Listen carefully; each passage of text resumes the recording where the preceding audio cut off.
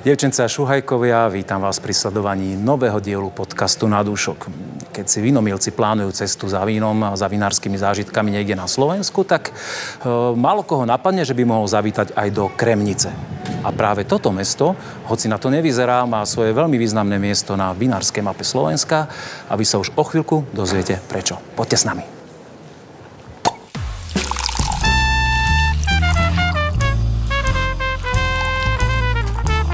Na dúšok s Petkom.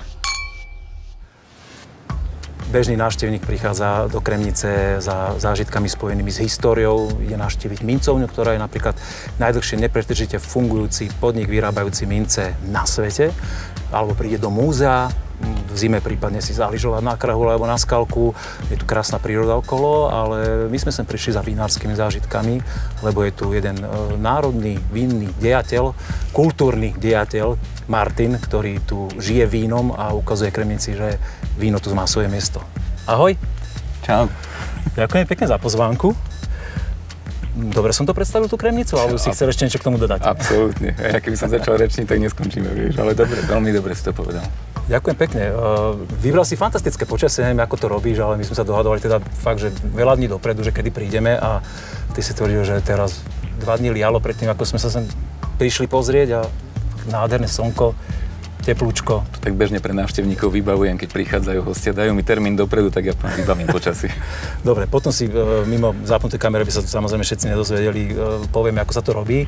Čím by si ešte toto doplnil, túto úvodnú reč, prosím ťa, čo sa týka Kremnice a vína? Čo sa týka Kremnice, by som určite privítal hostí, že vitajte v Zlatom meste kráľa Karola. To je také moje privítanie. Ďakujem. Prečo Zlaté mesto? Pretože celá sláva stála a padala na zlate a striebre, ktoré sme tu mali neúrekom. A prečo kráľa Karola? Pretože Karol Robert z Anžu, uhorský král, 17. novembra 1328 zakladal mesto Kremnica. A to je ten magický dátum. Mnohí ľudia si mysleli, že 17. november sme si vycinkali kľúčami a my to tu 695 rokov oslavujeme každý rok, takže... No a tak to sa vám tak historicky hodilo, táto súvislosť aj zároveň s Nežnou revolúciou, tak fajn, máte to dvojnásobne vyhajpované teraz. Áno. A čím tu vítate hostí vinných? No, vinných hostí jednoznačne vínom, čím iným. A máme? A čo by nie? Aha. Aha, ja som sa zatiaľ neobzrel, ale je tu, fakt je tu. Dokonca bublinky, no tak to mám veľmi rád na uvítanie. Budeme nechávať na slniečku ohrievať, alebo... Nie, poďme s nimi niečo robiť, lebo nebudú chutné. Tak no ich predstav, prosím ťa. Takže predstavíme, je to prvý ringburger, ktorého budeme dnes koštovať. Ringburgery, ešte musím z histórie povedať... Počkaj, my sme sem došli na burger teraz, alebo? Na Ringburger, lebo sme na Rinku. Vieš, čiže to je Rínok a Ringburger by sa dalo preložiť trošku, ako mešťan z námestia, alebo obyvateľ námestia vlastne. Ringburgery boli historicky tí najbohatší ľudia, ktorí žili v Kremnici práve na tomto námestí, boli to ťažiari a minciari a kráľ im dával právo obchodovania s vínom. Čiže to je príbeh zo stredoveku, zo založenia mesta Kremnice. O tých príbehoch o víne si budeme ešte rozprávať. No ale my sme teda venovali práve týmto Ringburgerom vína, značky Ringburger. Spolupracujeme s vinohradníkmi a vinármi teda na Slovensku. Vyrábame u nich vína, ktoré nám chutia a dúfam, že aj. Môžeme to posúdiť? No a prvé teda, ktoré by sme ochutnali, súhlasím, tak prvé, ktoré by sme ochutnali je od Janka Hacaja z Pezinka. Janko nám vyrába sek tradičnou šampanskou metódou, je v kategórii Brut. No a vieme, že teda sekty sa otvárajú, alebo šampanské sa otvára rôznymi spôsobmi. Jeden je ten taký novoročný šialený, ktorý rozhrkáme flašku, lebo už to promile nejaké máme, takže nech je sranda. A polovička obsahu preč. Preč, presne, čiže to je zle. Také nemáme radi. Potom ten decentný spôsob, to je taký ten klasika, sommelier, príručník, 45 stupňový uhol, jemné, decentné. To zase nie je ono nuda. Hej. Tak sme si povedali, že Napoleon to bol ten správny týpek. No a Sabráš, čiže Napoleonovi vojaci, dôstojníci boli zaneprázdnení vojnou a bitkami a stále na tých koňoch, tak im ľudia vyhadzovali šampanské na kone, oni vyťahovali svoje dôstojnícke šable a stínali hrdlá fľaši. Tak teda vieme, že vznikla Sabráš a to sme si povedali, to je ten správny spôsob. Takže nie len dôstojnícke šable, ale čokoľvek, dokonca som otváral už aj lyžov, keďže sme v Kremnici. Ale zadovážil som si práve takú... Doletela sem z hor tá lyža, alebo mal si odloženú? Mal som. Dobre. Tak, lebo tie kopce sú tu naozaj na blízku a keď sa niekto rozšopne, tak, aj do mesta môže doletieť. Áno, jednoznačne.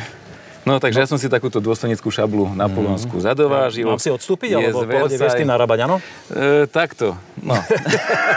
Predveď sa. Dobre, tak ideme na to, no. Potrebuješ nejakú asistenciu do mňa, alebo zvládneš to? Víš čo, nie, tak potom poháriky môžeš pridržať napríklad, hej, to by šlo. A máš pekne obrandované poháriky. Kremnická slávnosť vína, a k tomu sa ešte asi dostaneme. K tomu sa dostaneme, ale pozri ten dátum. 17. november 2023. Kremnická slávnosť vína je špeciálna akcia, ktorá je venovaná práve založeniu mesta Kremnice, čiže vždy to robíme ako sprievodnú akciu. Čiže založené mesto bolo. No, takže máme to pripravené. No a ešte tu zvyknem hovoriť pre hostí, ktorí prichádzajú, a teda sabráž urobíme. Vítajte, cíťte sa tu ako doma, alebo aj lepšie. A je to. A je to. Takže ešte raz. Tak. No, to je ono. Podarilo sa. Na druhý pokus, ale aspoň je vidieť, že to je naozaj live, že si to nevymýšľame a nevstrihávame nejaké iné zábery. Tak nie, vždy to vyjde. Tak. Je to život. No tak to je. Ktorá ti viac konvenuje? Čierna alebo červená farba? Vyber si host. Červenú, hodí sa mi to ukošili dnes. Dobre, ďakujem pekne. Vítaj, na zdravie. No, rozmýšľam teraz, či v Kremnici som bol zo párkrát, ale teda na vyloženie kvôli vínu asi len raz tak dávnejšie. A to som ešte asi ja nebol úplne taký fanúšik vína, ako som teraz. A veľmi sa mi to páči, táto kombinácia toho krásneho slnka, pokoseného trávniku okolo nás, tvojho fiškulského, fiškuského úsmevu a idem si ochutnať to víno. Kľudne ešte k nemu povedz teda, že prečo Janko Hacaj? Prečo Janko Hacaj? Lebo Janko Hacaj je priateľ. To nie je už len, že vinár alebo nejaký obchodný partner môj, ale za tie roky, čo sa vínu venujem, tak sme s Jankom ozaj priatelia. Ja hovorím, že on je možno menší vzrastom, ale veľký srdcom. Mám ho veľmi rád. Teší ma, že teda nikdy sa ho neopantal sa tým, že by začal vyrábať na kvantitu a stále si drží nejaké čísla. Stále vyrába to kvalitné, poctivé sekty tradičnou šampanskou metódou a to ma veľmi teší. Ešte viac ma teší to, že vlastne nám ročne vždy dá 300 fliaš sektu v kategórii Brut, ktoré môžeme potom predávať ako pod značkou Ringburger. Je to odrodové víno, alebo to je kupáž nejakých? Je to kupáž tradičných odrod z Malých Karpát, čiže základom veľtlínske zelené, doplnené Rieslingom vlašským a Rieslingom rínskym. A ročníkové víno? Nie, to je neročníkové. Na kategóriu Brut, to je, aby som povedal, že to je až Brut Natur, lebo to je fakt suchučké. Neviem, či tam je gram cukru, ale ako to, mne toto baví, presne takéto, že poctivé. Áno, my sa snažíme presviečať vínomilcov a začínajúcich vínomilcov, že prechádzajme od tých sladkých tradičných, ktoré poznáme, do práve takýchto štýlov sektov. No a ešte ďalšia dôležitá vec, čo my s Jankom Hacajom garantujeme, že tie bublinky, ktoré sú v tomto víne, sú 100% gulaté. To je zásadná vec, pretože mnoho ľudí hovorí, že ich škrabe, oni nechcú sekty piť, lebo ich to škrabe v hrdle. Janko Hacaj to jasne vysvetlil kedysi veľmi dávno, to za to, že kupujete lacné, šumivé vína a oni majú kockaté bublinky a tá kockatá bublinka, keď vám ide hrdlom dole, tak to sa proste škrabe, hej, ale naše, no tak to je krásny príval morských vln, tam sú jemné gulaté bublinky, pracovalo sa dlho v pivnici s týmto vínom. Je to ozaj poctivá práca, no a teda garantujeme skutočne 100% gulaté bublinky. Neviem, či som si vedel vysnívať krajší úvod v Kremnici ako pohárom sektu, ale viem teda, že ty v rámci toho festivalu vína, tej slávnosti vína vašej kremnickej, tu máš ešte pod palcom, alebo dá sa povedať, máš prístup do krásnych pivníc a to podzemie predsa len v Kremnici je niečo, čo tu má obrovskú historickú tradíciu. Ja by som bol rád, keby si nás trošku povodil a mohli by sme si nakúknuť. Mohli by sme, a vlastne všetky domy, ktoré sú tu okolo nás, tak stoja na pôvodných gotických pivniciach. Dlho sa nevedelo, na čo slúžili, lebo keď sme sa zoznámili s tými pivnicami, tak vo väčšine v nich bol bordel uložený. To sa tak robilo, že čo, dáme veci kam? Do pivnice, možno sa zídu. A tak vznikol bordel v pivniciach a potom sme si ich začali vypratávať a spravili sme kremnickú slávnosť vína. O tom teda ešte budeme vyprávať. No skôr, než pôjdeme do týchto pivníc, ja by som navrhoval ešte jednu návštevu. Takú nie celkom vinársku. No a to je? Mohli by sme zokoštovať takú raritku, ktorú tu tiež máme kremnici, je to Atkáriho kremnický krumpel. Vôbec netuším, do čoho ideme, ale znie to lákavo. Nechaj sa prekvapiť. Vrátime sa o 100 rokov späť v čase. Poďme na krumpel. Na krumplu s Petkom.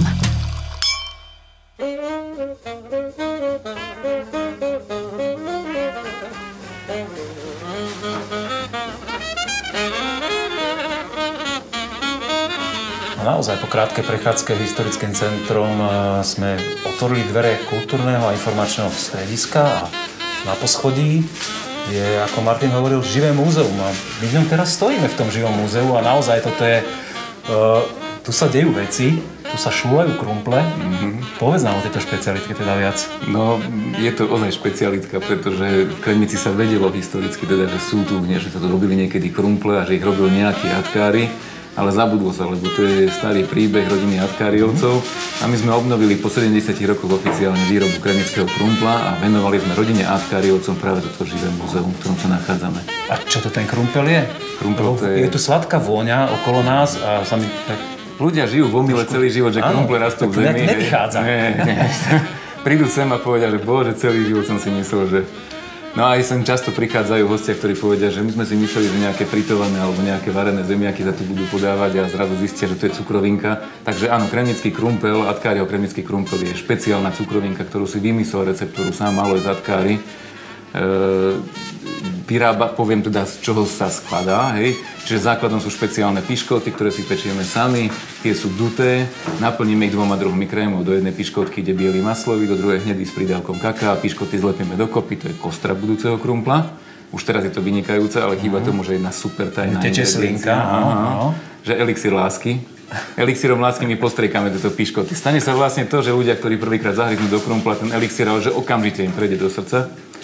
No oni sa už na celý život zamilujú do krumpla, do kremnice, ale že komplet. Čiže už sa budú stále vracať. My si takto vyrábame svojich zákazníkov a je to fakt, vracajú sa naspäť. Funguje to? Absolútne to funguje. Takže elixír lásky je veľmi, veľmi dôležitý. No a potom obalujeme tieto piškoty s krémom a s elixírom lásky do orechovo-cukrového cesta a ručne tvárujeme tak, ako to bolo za Atkáriovcov. Každý jeden kúsok je ručne vyrobeným originálom. A vyrobíme malinké zemiačiky. A to je jediné, čo má spoločné kremnický krumpel so zemiakom, je podobnosť na malý zemiačik, ktorá vzniká pri výrobe. Záverečná fáza, keďže žiadny zemiak v zemi nie je taký čistý, ako ho vidíme, hej, tak hlinu naimitujeme kakaom, obalíme to do krumple do kaká a ako podsta rodine Atkáriovcov, že nám tu zanechali takéto sladké dedičstvo, opečiatkujeme každý jeden krumplik áčkom z podpisu Alojza Atkáriho. Vyčerpávajúca odpoveď a stále ja rozmýšľam nad tým, že sme o vinárskom podcaste a vidím, že si teraz nič nenachystal. A aké víno by si napároval k tejto špecialite sladkej? V 2019 sme otvárali túto výrobňu a od 2019 sa snažím dennodenne nájsť kombináciu, s čím by som spároval krumpel s akým vínom. A ešte si na to neprišiel? Nie.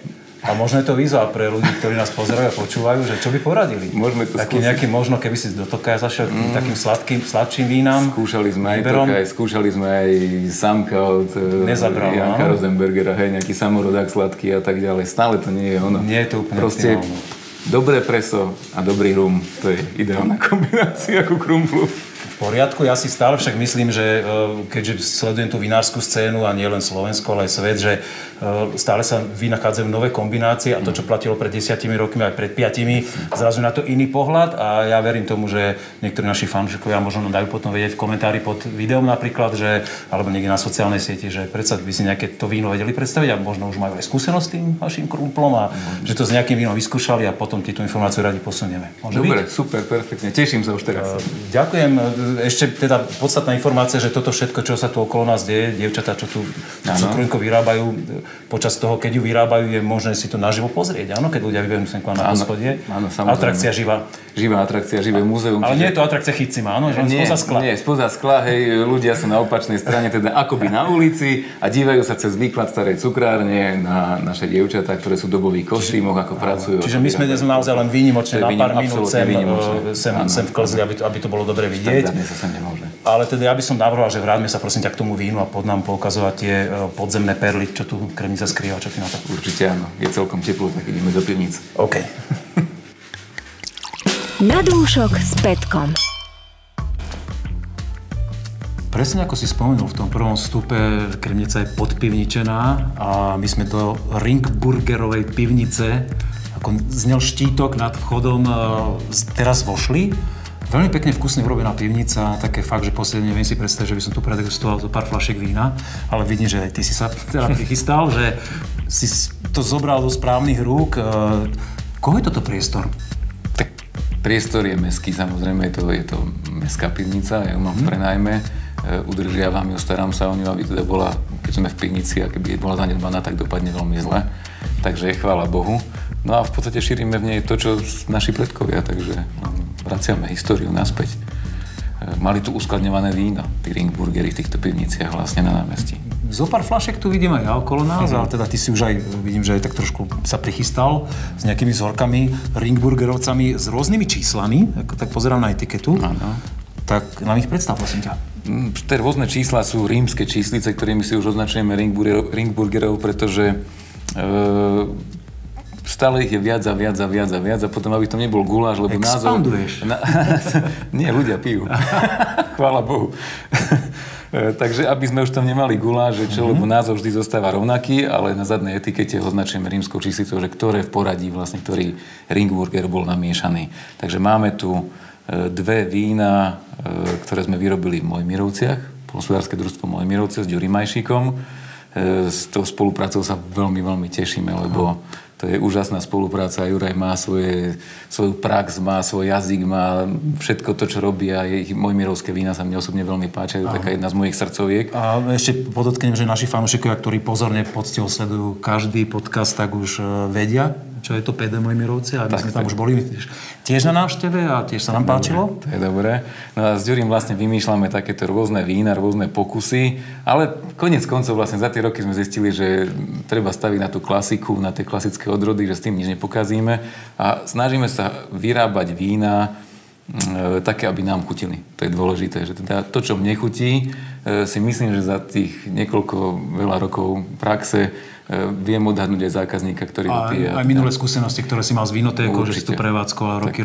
Je to od roku 2002 som mal vinotéku Bielý Bocian, takže to bolo ozaj, že dosť veľa a tých ochutnávok a ľudí a tých fliaž vína, čo sa prechutnalo, tak toho bolo fakt tisíce. A vidíš, teraz mi napadla taká otázka, že myslíš si, že vkus ľudí v Kremnici, ktorá je trošku tak mimo toho úplného centra diania vinárskeho na Slovensku, je odlišný od ľudí aj Malokarpatskej náhradníckej oblasti, alebo niekde na juhu, alebo v Nitrianskej? Ja nemyslím si, že by bol odlišný, skôr, že sa vyvíja, tak by som povedal. Lebo v tom 2002 roku, keď sme otvárali vinotéku, v tom období boli 3 vinotéky na Slovensku, teda pre mňa inšpiroval Pavúk hlavne. Vtedy to bola top vinotéka, ja som chodil s otvorenou pusou, že wow, ako sa to dá robiť? Ak sa to dá robiť a tu sme objavili priestory, ktoré boli prirodzené priestory teda na uskladňovanie vína v Kremnici a povedali sme si, ideme do toho a dokonca kolegovia podnikatelia v meste robili stávky, že to je blázon, že on ide predávať také drahé víno v Kremnici, v kraji borovičky a piva, že to nemá šancu predať do roka skončiť, takže stávky išli v Kremnici. Vinotéka trvala do, ja neviem, myslím, 2012 roku sme boli, takže... Potiahol si 10 rokov sme potiahli a potom sme plynule prešli na Ringburgerov, teda na vlastné vína. Vinotéka síce už nie je, ale to som chcel povedať vlastne, že ten vkus ľudí sa vyvíjal. Keď sme začínali, tak to bolo presne, ľudia išli po sladkých vínach, to bolo úplne logické, čiže milovali Tokajský od Ostrožoviča a tak ďalej, to sme mali na degustáciách a pomaličky sa to vyvíjalo. Potom prišiel taký ten trend, keď sa hovorilo, že len suché vína sú dobré, ale to bol len trend a momentálne sme pri tom, že sa zhodneme s väčšinou, že polosuché víno je to ideálne. A nachystal si také? Je aj také tu. Ale skôr by sme dali suché. No, tak. Takže ideme na suché. Ringburgery ako obchodníci s vínom, ktorých som už spomínal, tak pôsobili nie len tu v Kremnici, ale v stredoslovenských banských mestách, čiže aj v Banskej Bystrici, aj v Banskej Štiavnici. Im sme venovali teda tie vína. Takže ideme najskôr na suché, to bystrické. No a to by sme mali prechutnať. Je to ročník 2020. Ešte relatívne mladé vínko. A použili sme tu 3 základné odrody. Teda základné odrodov bolo rulandské šedé, jemne barikované, čo ma veľmi potešilo. Druhé bolo Riesling rínsky a tretia bola Milia. Vážia si Bystričania, že sa im takto venuješ? Ty Kremničan tu? Áno, teším sa zo spolupráce s Banskou Bystricou napriek tomu názvu, pretože kto pozná rivalitu Banskej Bystrice a Zvolena, tak ja som trošku spravil taký malý zádrhel a to nevedome. Nazval som to Noisole Ringburger a keď som ho oficiálne predstavil v Banskej Bystrici, oni hovoria, vieš, čo je Noisole v preklade? Ja viem. A vtedy mi to došlo, to je nový Zvolen.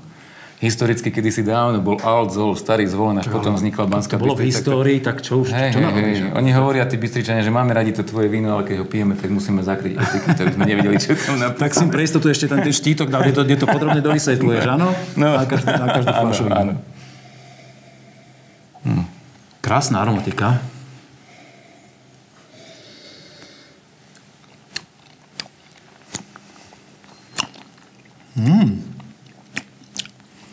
Prvých bystrických sme robili s tramínom. Bolo to prekvapujúce. Tak toto voči tramínu je veľmi decentné. Toto je veľmi decentné práve, že tam sme išli trošku do jemnejšieho. Ale je tam teda ten Veľmi zaujímavé víno pre mňa. Rozmýšľam práve, ak by som ho pomenoval. Na 20 ročník je veľmi stále mladicky pôsobiace. Aj máme také jemnučké ešte proste to perlenie, ten život. Veľmi zaujímavá taká aj kvetová aromatika, aj ten dotyk dreva je tam cítiť. Aj veľmi pekná ovocnosť, šťavnatosť. A je to víno plné, štruktúrálne. Toto všetko, čo hovoríš, to ma práve baví na mojmirovských vínach. No. Týmto sú typické práve, že mne tá príjemná kyselinka, tá sviežosť, ktorá je v mojmirovských vínach, je práve taká, ako si teraz opísal. A všetkých aj Ringburgerov, teda nielen ich oficiálne mojmirovské vína, ale aj Ringburgery sú tak robené, aby boli svieže, šťavnaté, aby ich tá kyselinka udržala čím dlhšie. A v dochuti to má takú gulatosť peknú. A na ten náročný ročík 20 klobúk dolu. Takže jakým zásadným spôsobom ty môžeš hovoriť do toho vína, že keď ho tam blendujete s tým ďurom, že prídeš, prekoštujete si viaceré vzorky? Najskôr si prechutnáme čisté v pivnici, to je to veľmi príjemné, keď skúšame od súda k súdu, aké máme možnosti.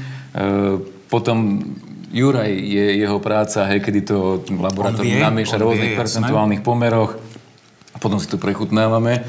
A samozrejme pýta sa na názor, čiže my si to doma niekoľko večerov prechutnáme, ohodnotíme si ho, ak tak doplníme alebo niečo vymyslíme, povieme Ďurimu, toto sa mi tam veľmi nepáči, to mi tam vyskakuje, toto by sme možno mohli upraviť a takto vlastne spolupracujeme. Čiže, ale veľmi málo ho ja nabádam. Koľko takýto proces trvá, že či sú 2-3 pripomienky aj to hotovo? Max. Viacej nie. Ako ja sa na ňo absolútne zaspoliehame. Na pivničného majstra. Áno, určite áno. Dobre, a toto druhé víno? A druhé to už je kremnický Ringburger, teda Kremnicer Ringburger. 14, dobre, vidím. Áno. Tak sme preskočili 13. No, možno bolo niečo medzi tým, pravda. Nevadí, máme tu 14. Toto už je to polosuché víno, ktoré som spomínal. A tu vlastne u tohto vína ideme vždy na klasiku. Na dve klasické základné odrody, ktoré sú Chardonnay a Sauvignon, čo sú teda v Mojmirovciach veľmi populárne, legendárne odrody, svetové odrody. A doplnené sú noriou. Čiže aj novošľachtence sú u obidvoch vín, to ma veľmi teší, teda aj milia, aj noria, v jednom je to, v druhom to. Áno. Takže tu sme išli do norie. Stále rozmýšľam na tú vôňu, že keď si povedal Sauvignon, tak okamžite tam hľadám ten Sauvignon, aj tam veľmi decentne schovaný v tomto víne, že nesvieti tá Sauvignonová aromatika.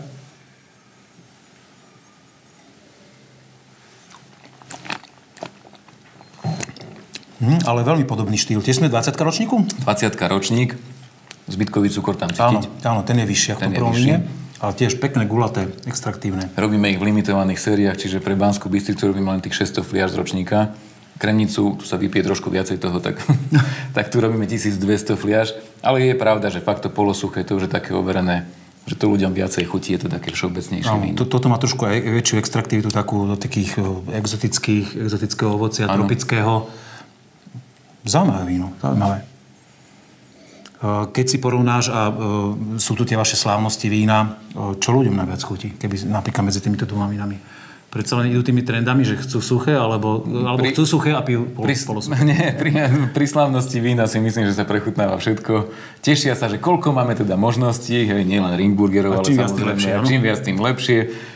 Potom po slávnosti vína mi volajú, že zostalo mi kopa toliarov vo vrecku, neviem prečo. Dá sa to ešte použiť, samozrejme toliare, Ringburgerové toliare, to je mena, ktorou tu platíme vlastne za vzorky vína pri kremnickej slávnosti vína a samozrejme platí každý rok. Áno. Takže...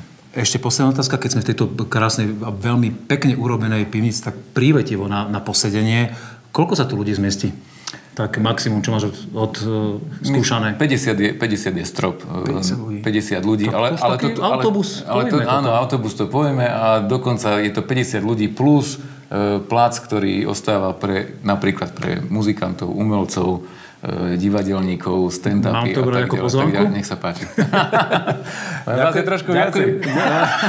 To je pravda. Ďakujem pekne. Dáme si do kalendára. Keď sa podarí, uvidíme.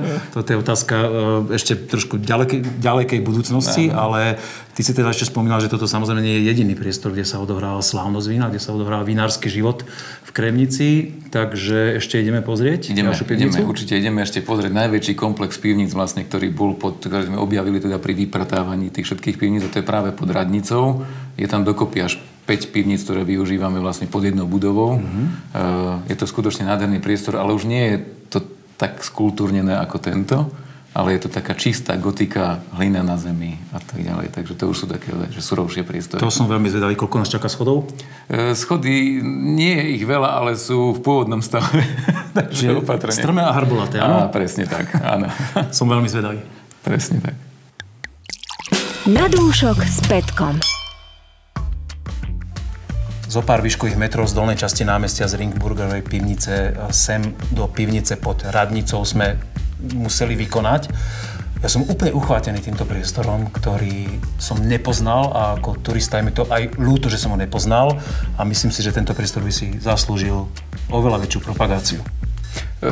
Áno, my sme tie priestory vypratali prioritne práve kvôli kremnickej slávnosti vína, čiže všetky tie pivnice, ktoré sú dostupné 17. novembra počas akcie, boli vypratané kvôli tomu, ale nie len ty, ale aj mnoho Kremničanov nepozná práve tieto pivnice.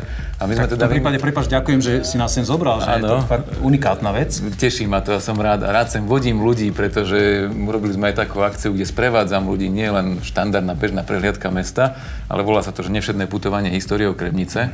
Je to 3-hodinová prehliadka mesta, kde navštívime krumpliareň, ochutnáme krumple, ideme po meste a navštevujeme práve tieto pivnice, čiže kedykoľvek v priebehu roka, ani nie tak kedykoľvek, ale od 15. júna do 15. septembra, každú sobotu vlastne sa koná takáto akcia. S tebou konkrétne, ty si sprievodca. Áno, ja. Vždy je to len mojej pod mojou taktovkou. Ja myslím, že to je pre našich divákov, sledovačov veľká výzva zažiť Kremnicu aj s vínom a v takýchto krásnych priestoroch, ktoré nie sú absolútne že bežné prístupné. To určite, ako to je tá rarita vlastne toho, že... A ako sa k tomu môžu dostať ľudia? Ešte, buď cez vizitkremnica.com, teda, kde je informácia na oficiálnej stránke mesta, alebo za horami, za dolami, to je portál vlastnej organizácie cestovného ruchu Stredné Slovensko, čiže aj tam sa dajú kúpiť vstupenky, alebo priamo v informačnom centre. Keď už sú v Kremnici turisti a budú cez sobotu... Záklopu a chceme ísť do pivnice. Áno, chceme ísť do pivnice. V sobotu o 3:00 Martin ide určite, takže áno. Martin čaká na telefóne a šprintuje. Prichystal si ďalšie 2 vzorky. Zmenili sme farbu. Prečo? Zmenili sme farbu a veľmi sa tomu teším, pretože prvýkrát historicky sme urobili Ringburgera v rúžovom. Rúžový, ja som veľký fanúšik rúžovej. Mal som trošku obavy, či ísť do ružového vína, predsa nemá ten život až taký ako biele a červené vína. Ale sme to riskli a znovu sme pokračovali s Jurom Majšikom v Mojmirovciach a s Jurim sme namiešali, ale že pre mňa teda na môj vkus prekrásne víno. Základom bola Frankovka modrá a druhú odrodu, ktorú sme použili, bol Hron. A sme v ročníku? A ročník 2022, toto je mladé víno. Úplne mladé. Ale toto je extraktívne. To je malinové, lesné ovocie, veľmi koncentrované, na mňa prekvapivo. Aj trošku zvyškový cukor tomu pomohla, zase tá krásna kyselinka mojmirovská. Je polosuché. Ale je na rosé. Koľko to má alkoholu? To má nejaký 12 alkohol. 12 alkohol. Ja by som povedal, že aj viac, lebo je to víno je veľmi štrukturované, také plné, proste extraktívne. Teším sa z neho, lebo sme skúšali a tu sme práve vykomunikovali s Jurajom trošku viacej, lebo najskôr sme ho Frankovku namiešali s Dunajom a nepáčilo sa mi to. Niečo mi tam chýbalo. Len tak dodám teda, hej, čo vieme my s Jurajom a teraz sa to dozvie viacej ľudí, ale dáme jingle. Super tajomstvo? Dali sme tam Hron a jingle je super tajomstvo. Juraj mi hovorí, a šmykol som ti tam aj trošku Dunajového skvostu. Za kýblik.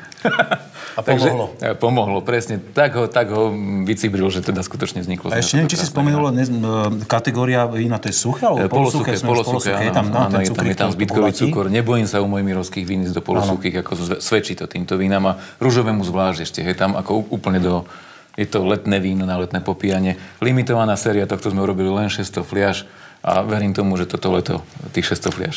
Teda možno by mohlo do slávnosti vína vydržať aspoň nejakých pár. Držíme palce, zároveň prajeme, aby sa predával. A že to do slávnosti vína do novembra dobehnete možno s nejakou inou várkou.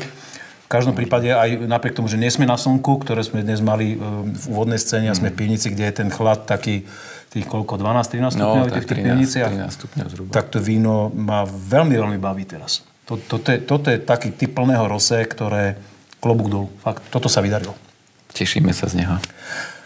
Niekoľkokrát sme tu dnes spomínali tú slávnosť vína. Áno. Myslíš si, že sme všetko dôležité povedali? 17. november. Dôležitá informácia. Vstupenky už sú v predaji. Dôležitá informácia. Počet stupeniek je zvláštny, pretože my sme začínali kedysi s 350 stupenkami, potom sme ďalší rok prešli na 550, neskôr na 850, vždy sa vypredali a ľudia nám 2 týždne pred akciou volali, že chceme stupenky a nie sú už, no ale pivnice sú obmedzené, tie kapacity, my musíme nejaký komfort udržať pre návštevníkov, pre vínomilcov, tak sme dali teraz do predaja magické číslo 1328 stupeniek, čo je rok založenia mesta Kremnice. A pomaly sa už predávajú. Tebe sa ten historik nezaprie. Mám rád tú Kremnicu.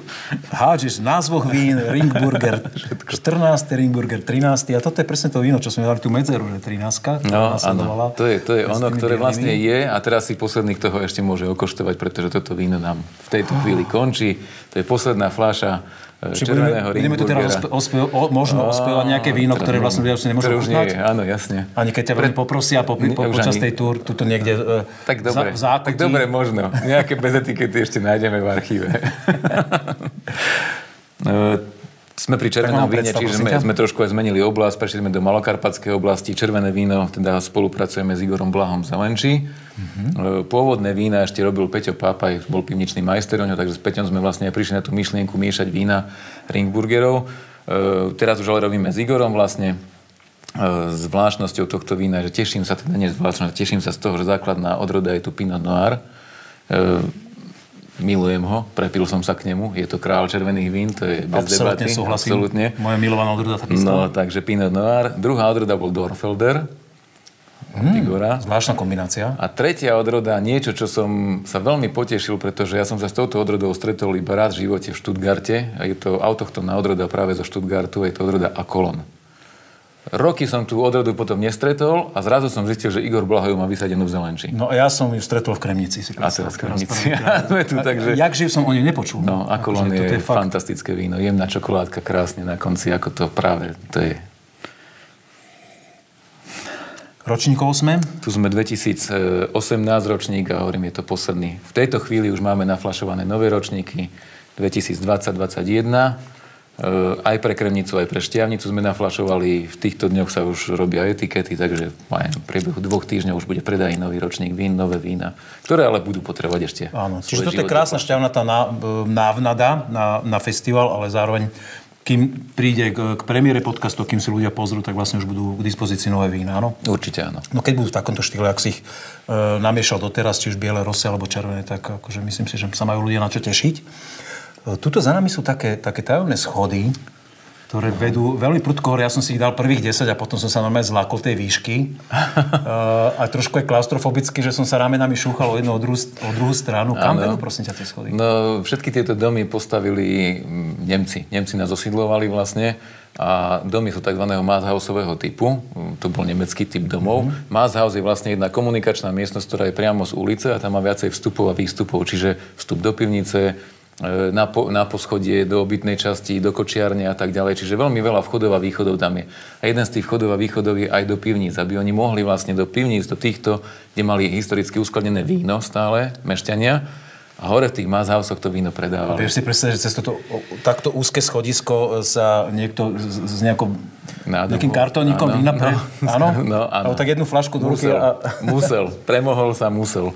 To bol smedný musel, no. No a vlastne tento vchod sa dá navštíviť tiež aj počas nevšedného putovania. Vieme tam prejsť tade, ale cez slávnosť vína je samozrejme otvorený, pretože tu na prízemí, teda v prvých pivniciach tu máme 3 prvé pivnice pod radnicou. Vyjdeme točitým schodiskom, prejdeme nakoniec radnice a sme znovu vlastne pod zemou, čiže tam sú ďalšie 2 pivnice. Takže 5 pivníc má vlastne až radnica.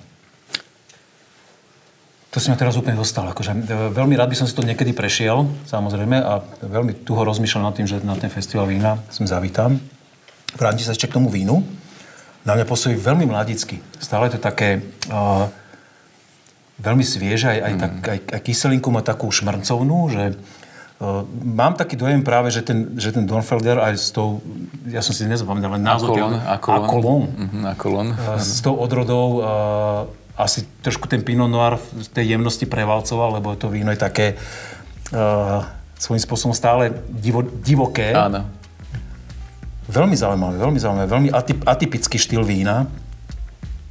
Ale napriek tomu by som povedal, že tam je v tých vínach, ktoré robíme u Igora, je ten Igorov podpis. Akože, že keď ich prechutnávam na tie ročníky, čo sme fakt spravili, tak vždy sa aj s manželkou zhodneme na tom, že tak toto je Igorové víno, že fakt tak chutí. A očividne ti to, akože ťa to berie, ten štýl. Áno, mám to rád. Že toto a preto si spolupracuješ. Veľmi rád.